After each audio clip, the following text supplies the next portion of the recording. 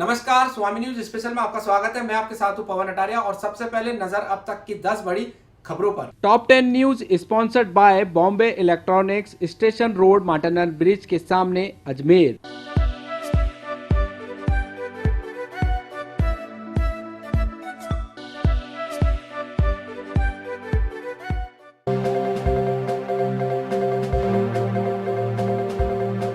अजमेर जिले में आज पंचायत राज चुनाव के दूसरे चरण में पीसागन, अजमेर ग्रामीण और श्रीनगर के मतदान केंद्रों पर मतदान किए गए।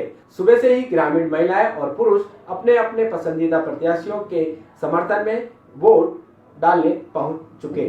अजमेर जिले में पंचायत राज चुनाव के दूसरे चरण के चुनाव आज पीसागन, अजमेर ग्रामीण और श्रीनगर पंचायत समिति में आयोजित किए जा रहे हैं। दर्शकों, आप जैसा कि वीडियो में देख रहे हैं, सुबह से ही ग्रामीण महिलाओं ने मतदान केंद्र की ओर अपना रुख कर दिया और अपने पसंदीदा प्रत्याशी के पक्ष में मतदान किया।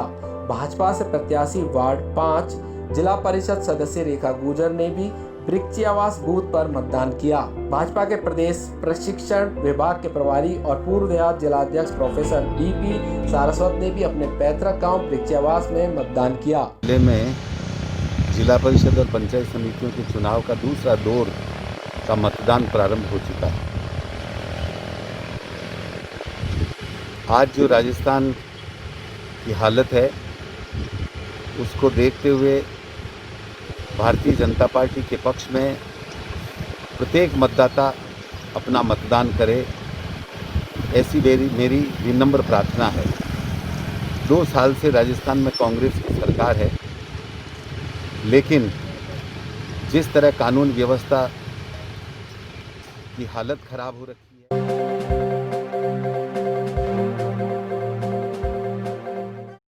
अभी हम खड़े हैं अजमेर ग्रामीण पंचायत समिति के गनायड़ा गांव, जो कि पुष्कर का एक ग्रामीण अंचल क्षेत्र में आता है। यहां पर आज ग्रामीण की सरकार चुनने के लिए सुबह से ही कड़ी सुरक्षा के बीच मतदान शुरू हुआ। इसी के साथ गनायड़ा के साथ में गांव कड़ेल, खोरी, टिलोरा, गौलिया, बासेली और नांद सहित कानस सहित पूरे आसपास ग्रामीण अंचल में आज मतदान हुआ है। जिला परिषद के वार्ड 1 में आता है और अजमेर ग्रामीण पंचायत समिति के पूरे वार्ड है। यहाँ पर सुबह से ही हालांकि धीरे धीरे मतदान की रफ्तार शुरू हुई, लेकिन जैसे जैसे दिन चलता रहा मतदान की गति बढ़ती गई और लोगों ने बढ़ चढ़ कर मतदान किया। युवाओं से लेकर बुजुर्गों, महिलाओं से लेकर फर्स्ट टाइम वोटर्स ने बढ़ चढ़ कर मतदान किया और सभी ने विकास के एक विज़न के साथ में मतदान किया है। और सभी लोगों की एक सोच है कि गांव की सरकार ऐसी हो जो गांव का विकास करे, गांव में जो मूलभूत आवश्यकताएं हैं उनकी पूर्ति करे। कह सकते हैं कि ग्रामीणों का जो मतदान के प्रति उत्साह है वो देखकर कहा जा सकता है कि हमारे देश में लोकतंत्र पूरी तरह से मजबूत है। पुष्कर से दिलीप नागरक साथ सीताराम पारासर, स्वामी न्यूज। मैं चाहती हूँ कि भले कि शादी हो चाहे कुछ भी हो, लेकिन जो काम है इम्पोर्टेंट उसको पहले करें। और मुझे ये बहुत खुशी हुई यहाँ आके कि मैं खुद शादी के टाइम वोट देने आई, मुझे बहुत खुशी हुई।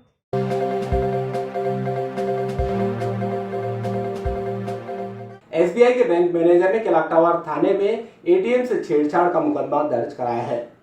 बैंक मैनेजर ने बताया कि एटीएम में छेड़छाड़ कर आरोपी ने 4,80,000 रुपए की बैंक के साथ धोखाधड़ी की है। क्लॉक टावर थाना प्रभारी दिनेश कुमावत ने बताया कि डिग्गी बाजार में एसबीआई बैंक मैनेजर ने थाने पर रिपोर्ट दी कि कुछ ग्राहक बैंक के साथ धोखाधड़ी कर रहे हैं।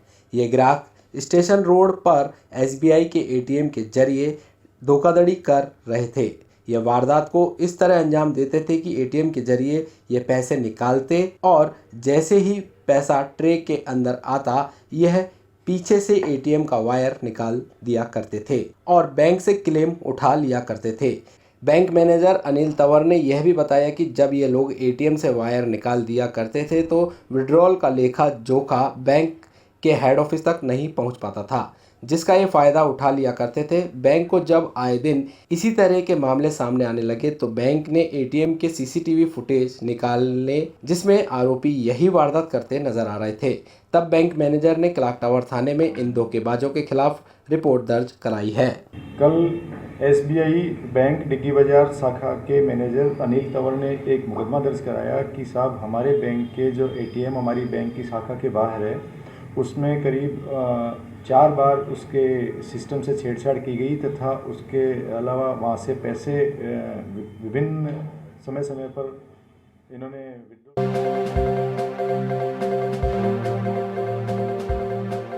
अजमेर जिले में कोरोना महामारी के बीच हो रही शादियों में प्रशासन लगातार सतर्कता बरतते हुए शादी समारोह स्थलों पर जाकर वहां की स्थिति का जायजा ले रहे हैं। 25 नवंबर को जिले में सैकड़ों की संख्या में शादियां हुई, जिसके तहत प्रशासन ने नगर निगम, पुलिस सहित जिला प्रशासन की टीमें भेजकर वहां का निरीक्षण कराया। लेकिन संतोषजनक बात यह रही कि सभी जगह कोरोना गाइडलाइन की पालना करते हुए लोग नजर आए। हालांकि इसमें 5 जगहों पर मास्क और सोशल डिस्टेंसिंग की अवहेलना करते लोग मिले, जहां पर समारोह स्थल संचालक के खिलाफ जुर्माना लगाया गया। आज भी करीब शहर के अंदर 150 से ज्यादा शादियां हैं जिन पर प्रशासन की पैनी निगाह है। एडीएम सिटी विशाल दुबे ने कहा कि लगातार जिला प्रशासन शादी समारोह स्थलों पर जाकर वहां का निरीक्षण कर रहे हैं, शादियों में सम्मिलित लोगों से समझाइश भी कर रहे हैं। उन्होंने बताया कि आज शाम को भी लगातार समारोह स्थलों का टीमें दौरा करेगी। शादी वगैरह का जो चल रहा है उसमें हम लोग वैसे लोगों को, सभी को, जितनी भी शादियां हैं सब करीब करीब हमने टीमें बना रखी है। नगर निगम की भी हैं, पुलिस भी जा रही है, प्रशासन भी जा रहा है और लोगों से समझाइश कर रहे हैं कि भाई आप कोविड के जो गाइडलाइन है उनका पालन करें, उसके अनुसार ही मेहमानों को बुलाएं और सोशल डिस्टेंसिंग और मास्क और अपने सैनिटाइजेशन वगैरह का पूरा ध्यान रखें। वैसे करीब करीब जैसे 25 तारीख का सबसे बड़ा सावा था तो हम लोगों ने राउंड भी किया था, सब किया था, तो उसमें ज़्यादातर लोगों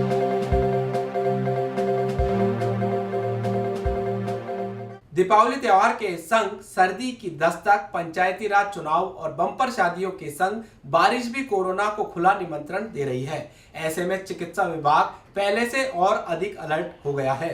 उसने सैंपलिंग भी बढ़ाने का निर्णय लिया है। उसे आशंका है कि कोरोना मरीज अब और बढ़ सकते हैं। मौसम हाई रिस्क मरीजों को जबरदस्त खतरा है। दिवाली के बाद से कोरोना रोगियों में इजाफा होने लगा है।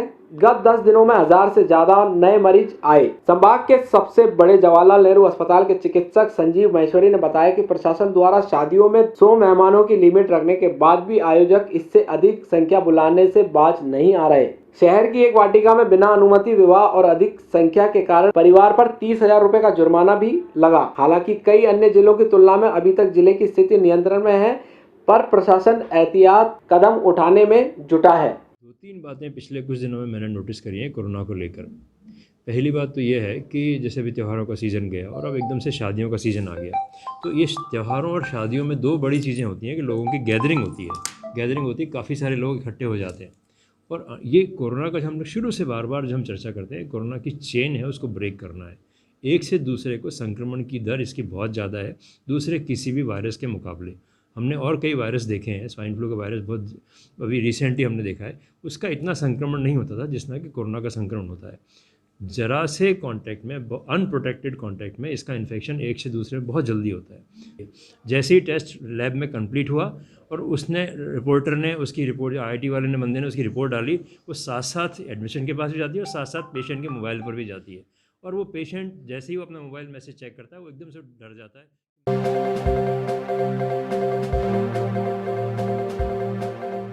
अजमेर में सर्द हवाओं के साथ साथ ठंड ने दस्तक दे दी है। शहर के बाजारों में इन दिनों ठंड से ज्यादा कपड़े और कंबल वगैरह की काफी बिक्री बढ़ गई है। स्थानीय कपड़ा व्यापारी ने कहा कि अभी थोड़ा बहुत ठंड पड़ रही है, लेकिन ठंडे कपड़े की बिक्री शुरू हो गई है। लोग ऊनी कपड़े सहित चादर और कंबल की खरीद कर रहे हैं।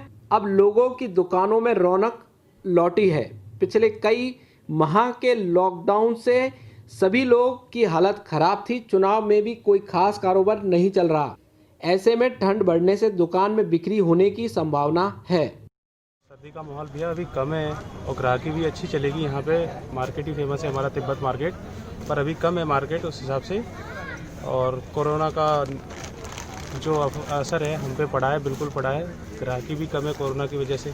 हमारी मार्केट 7 बजे बंद हो जाती है जैसा नियम है अजमेर में, और सभी रूल फॉलो कर रहे हैं। सब मास्क पहनते हैं, सैनिटाइज़र रखा हुआ है सर हमने, और क्या बोलते हैं सोशल डिस्टेंसिंग का भी पालन किया जाता है सर। गरीबों को तो बहुत बड़ा असर है सर। हमारा तो सीजनी काम है, सिर्फ 3 महीने का यही काम करते हैं सर। इसके अलावा हमारे पास कोई चारा नहीं है। लॉकडाउन में फंसे हुए थे, फिर इस बार सीज़न जैसे चालू हुआ हम आ गए, तो इस बार सर बहुत प्रॉब्लमें हो रही है हमारी में, माल लाने में भी दिक्कत है सर कोरोना की वजह से। कभी कभी कोई स्टेट लॉक हो जाती है तो प्रॉब्लम जाती है। हम लोग सब उत्तर प्रदेश के हैं, मथुरा से, और भी बंदे हैं जो अलग अलग जगह से आए हैं। इन्होंने सब स्टॉलें ली हुई हैं अपनी अपनी और लगा रहे हैं सब। तो बित्ती लगाते थे ना, तो कोरोना की वजह से लेट भी हो गए, तो अभी चल रहा है काम, पूरी तरीके से हुआ नहीं है अभी काम। मार्केट को साथ से जाने में हो जाएगा भैया धीरे से। ठीक है। पिछले साल की तुलना में इस बार कड़ाके की ठंड पड़ सकती है, साथ ही ठंड के दिनों में भी बढ़ोतरी होने की संभावना है। सर्दी तेज की वजह से पहनने की जरूरत नहीं थी, अब थोड़ी सर्दी हल्की हो गई है, इसलिए हम खरीदारी करने आए हैं। का पालन किया जा रहा है यहाँ पर। हमें रिक्वायरमेंट थी कि सर्दी मतलब विंटर की वजह से मार्केट में इतना कलेक्शन नहीं मिल पा रहा था, यहाँ हमें अच्छा कलेक्शन मिल जाएगा।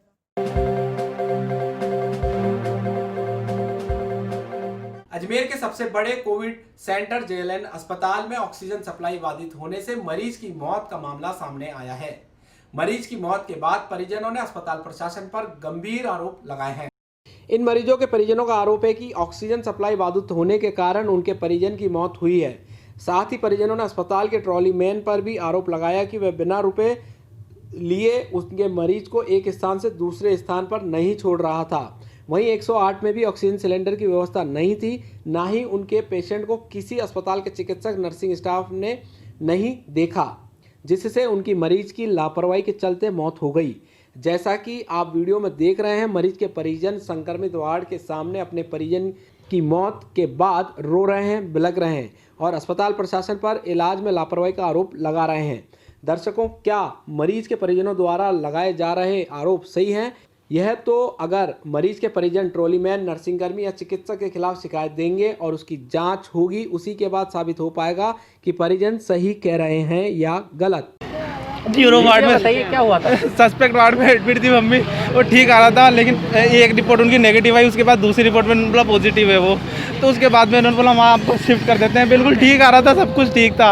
वहाँ से यहाँ शिफ्ट करने के लिए जैसे ही निकाला, उसने व्हील चेयर पर बैठाया और पहले बोला दूसरे को लूँगा। मैंने भैया ले चलो, आ गए तो फिर बोलता 100 रुपये दे दो। वहाँ से बैठाया, मैंने वो तो लगा लो ऑक्सीजन भी नहीं लगाई और लेके आ गया, बोले वहाँ लगा रहा हूँ एम्बुलेंस में ऑक्सीजन लगा के और छोड़ के चला गया। वो देर तक मम्मी को तड़पने लग गई। फिर वहाँ पर कोई दूसरी थी, उसने दूसरा ऑक्सीजन सिलेंडर लगाया, तब तक मम्मी बहुत तड़प गई। उसके बाद गाड़ी में लेके आए, फिर गाड़ी में उस पेशेंट ने पैर लगा के उस सिलेंडर को हटा दिया गाड़ी में और मम्मी तड़प।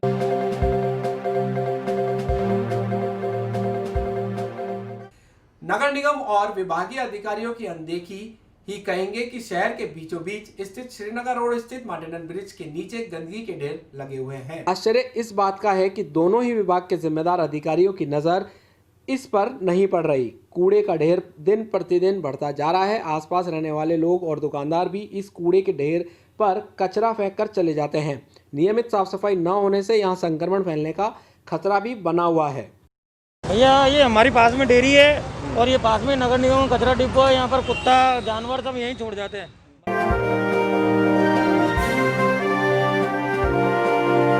सियासत कर्नाटक के 13 सदस्यों के जायरीनों ने आज ख्वाजा गरीब नवाज की दरगाह में अपनी हाजिरी दी। जत्थे में कर्नाटक के पूर्व हज और वक्फ मंत्री MLA जैड आमिर अहमद और समाजसेवी अयूब खान शामिल थे।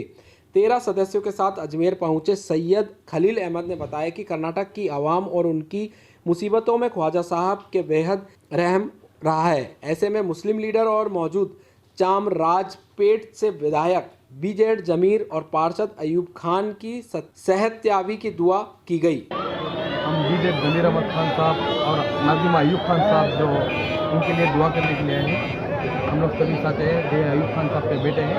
हम लोग सब आकर हमारे सलीम से और सब दोनों के लिए सेहत के लिए।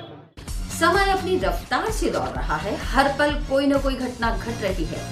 समस्याओं को लेकर आवाजें उठ रही हैं, प्रशासन भी कर रहा है समाधान। स्वामी न्यूज रख रहा है हर खबर पर अपनी पैनी नजर, बदलते वक्त का गवाह बनकर, और देता है आपको पल पल की खबर YouTube व Facebook चैनल पर। देखिए हमारा top 10 news, sponsored by Bombay electronics, Martindale bridge Ajmer, जहां मिलता है एक ही छत के नीचे आपको इलेक्ट्रॉनिक बाजार।